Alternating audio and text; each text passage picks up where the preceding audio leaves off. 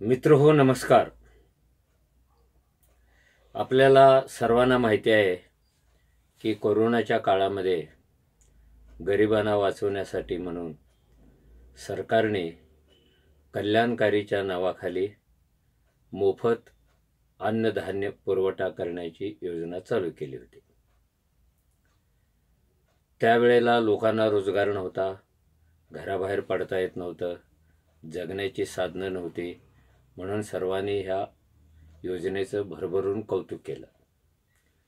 पुढे कोरोना संपल्यानंतर पुन्हा ह्या योजनेला मुदतवाढ देण्यात आली आणि पुन्हा मुदतवाढ देण्यात आली.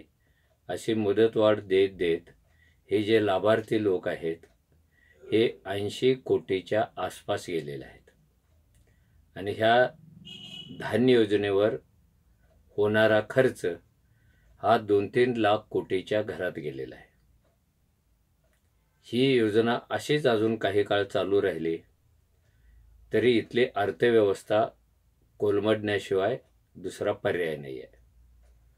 ते वाचवण्यासाठी सरकार कर्ज काढत जाईल, कारण या योजनेबरोबरच अन्यसुद्धा कल्याणकारी योजना सुरू करण्यात आल्या. जिथे जिथे निवडणुका होत्या त्या भाजपच्या राज्यांमध्ये कल्याणकारी राष्ट्राच्या नावाखाली अजून काही योजना चालू झाल्या.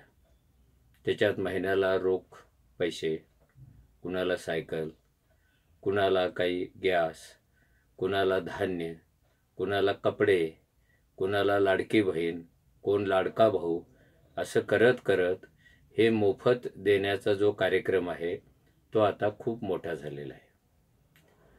हे 80 कोटी जे लोक आहेत यांना दर महिन्याला 5-6 किलो मोफत धान्य मिळतं घरपोच. याच्यामुळं देशाच्या अर्थव्यवस्थेवर, लोकांच्या मानसिकतेवर, त्यांच्या क्रयशक्तीवर काय काय परिणाम होईल याची पण चर्चा चालू झाली आणि एकाने सर्वोच्च न्यायालयात अर्ज करून ही योजना बंद करावी असं सांगितलं. सुप्रीम कोर्टाने सरकारला प्रश्न विचारलेला आहे की ही फुकट धान्य देण्याची योजना अजून किती वर्षे चालू राहणार आहे, किती दिवस चालू राहणार आहे आणि त्याचा काय परिणाम होणार आहे.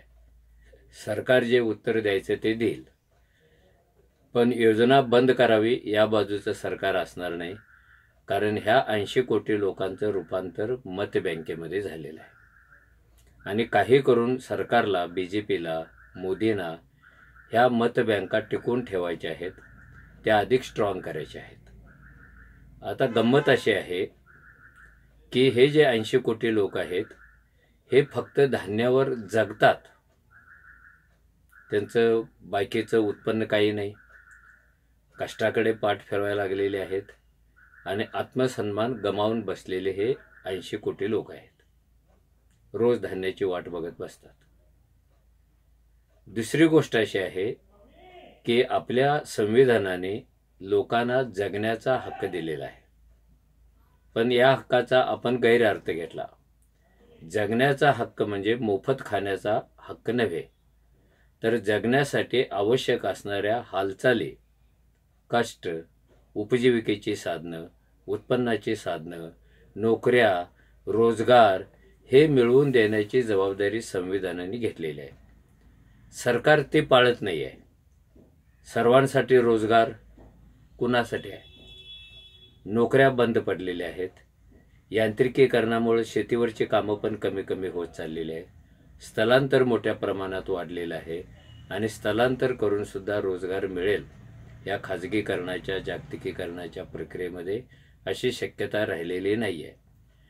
यातून जनमानसामध्ये असंतोष तयार होऊ नये, तो व्यवस्थेच्या विरोधात जाऊ नये, व्यवस्था जी वर बसलेली आहे चिकटून ती खाली पडू नये, म्हणून ही व्यवस्था यांना कसा तरी श्वास घेता येईल आणि सोडता येईल एवढ्या धान्याची तजवीज करते.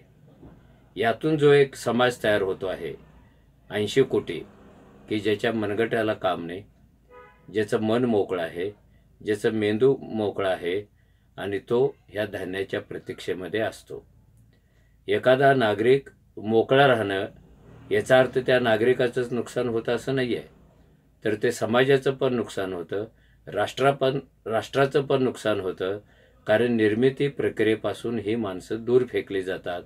ते जे निर्माण करतात त्यातून जो विकास व्हायचा असतो त्या विकासाला सगळेच मुकतात.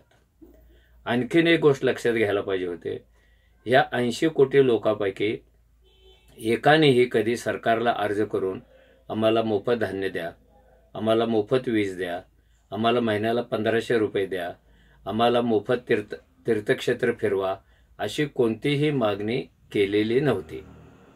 जी मागणीच नव्हती ती मागणी तयार करून तिच्यासाठी लोकप्रिय राजकारण करून ह्या सगळ्या गोष्टी कल्याणकारी नावाच्या खाली खपवण्याचा एक प्रयत्न चालू आहे. आता लांब पल्ल्याचा विचार केला तर देश, समाज, आपली अर्थव्यवस्था, लोकांची मानसिकता, किती लोकांना तुम्ही किती वर्षे बिनकामाचं बसवणार आणि किती दिवस तुम्ही त्यांना 5 किलो धान्य देऊन जगवणार, याचा गांभीर्याने विचार करायला पाहिजे. सर्वोच्च न्यायालय काय म्हणायचं ते म्हणेल, पण समाजानेच आता अशी भूमिका घेतली पाहिजे, आम्हाला मोफत धान्य नको आहे तर धान्य विकत घेण्याची क्षमता आमच्यामध्ये निर्माण करा, आमच्या मनगटाला काम द्या आणि हे मोफत बंद करा, अशी भूमिका ह्या 80 कोटी लाभार्थ्यांनी घ्यायला पाहिजे. ती जर घेतली नाही तर हळूहळू ते निष्क्रियतेकडे वळतील, कष्टाविषयी त्यांच्या मनामध्ये अनास्था तयार होईल आणि कसं तरी जगूया, श्वास घेऊया आणि श्वास सोडूया, हा सगळा नशिबाचाच खेळ आहे, अशा पद्धतीनं ते दैववादी पण होतील. आणि हा समाजाच्या मनामध्ये घुसलेला दैववाद, हा निष्क्रियतावाद, हा अनुत्पादक म्हणून राहण्याची वृत्ती ही कुणालाही परवडणार नाही आहे. जर आपल्याला देश खराच स्ट्रॉंग करायचा असेल, महाबलवान करायचा असेल, महाशक्ती करायचा असेल, तर प्रत्येक रिकाम्या मनगटाला काम देण्याची नैतिक आणि कायदेशीर जबाबदारी सरकारने घ्यायला पाहिजे. ती जर घेतली नाही तर 80 कोटी लोक जिथे 5 किलो धान्यावर जगतात, तो देश महाशक्तिमान आहे की तो कोणत्या तरी अपेक्षेने व्यवस्थेकडे पाहतो आहे, तो निष्क्रिय बनलेला आहे का, तो मिंदा बनवला जातो आहे का, असे सगळे प्रश्न तयार होतील. आणि मला वाटतं आपण निष्क्रिय होण्याऐवजी, कुठेतरी आशाळभूत नजरेनं मुठभर धान्याची वाट पाहण्याऐवजी आपल्या समर्थ मनगटांना काम द्या, अशी मागणी जेव्हा आपण करू तेव्हा ह्या लोकप्रिय योजना, राजकारणात बुडालेल्या योजना, मतदार तयार करणाऱ्या योजना, मतदार घट्ट तयार करणाऱ्या योजना आपोआप बंद होतील असं मला वाटतं. धन्यवाद.